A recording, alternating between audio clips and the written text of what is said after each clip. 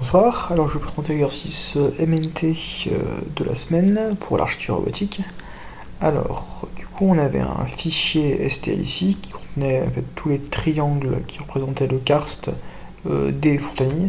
Le principe était juste d'afficher le karst avec de préférence une échelle pour que ce soit à peu près clair, pour qu'on se rende compte de la forme qu'il avait. Donc là, c'est le fichier STL, donc il contient toutes les arêtes et les sommets des triangles. Donc une bibliothèque Python qui sert à ça, qui s'appelle STL. Donc on charge d'abord le fichier STL et on charge les données avec un mesh de la figure. Ensuite j'ai créé quelques fonctions pour définir la distance, le fait d'appartenir à un triangle. C'est utile parce qu'en fait si je plotte tous les triangles c'est juste une image beaucoup trop lourde. En fait j'ai essayé de faire ça ici par exemple, je vous montre ce qui se passe. Ça charge beaucoup, là ça rame parce qu'en fait c'est juste trop de points. En fait là tout est affiché mais c'est pas ouf, le rendu est pas optimal. Du coup ce qui se passe c'est que je scatter, donc j'affiche uniquement les points X, Y, Z du centre de chaque triangle. Ça fait que le rendu est tout à fait correct vu que des points il y en a quand même énormément. Et en fait on voit juste beaucoup mieux et la figure est plus simple à manipuler. Donc en fait, c'est juste de la manipulation de Matplotlib.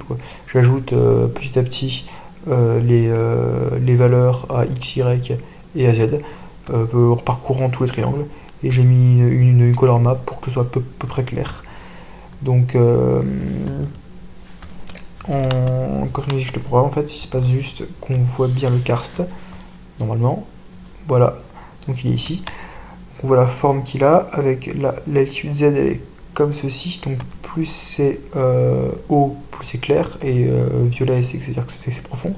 Donc on reconnaît déjà bien la forme du karst, avec la cavité ici, là, et quand on zoome sur la figure, en fait, on se rend compte que c'est pas des triangles, mais c'est que des points. Donc là, le rendu est un peu moins beau, parce qu'on voit bien, en fait, qu'on plotte les points, mais même là, je trouve que c'est encore assez réaliste. Bon, si on zoome trop dessus, on se rend compte que c'est des points, quoi. Voilà. Mais à moins d'être vraiment collé à l'image, je trouve que le rendu est quand même très satisfaisant. Donc ça me paraît plutôt pas mal comme rendu. Donc voilà, on arrive bien à voir quand même la forme du karst des Fontanilles.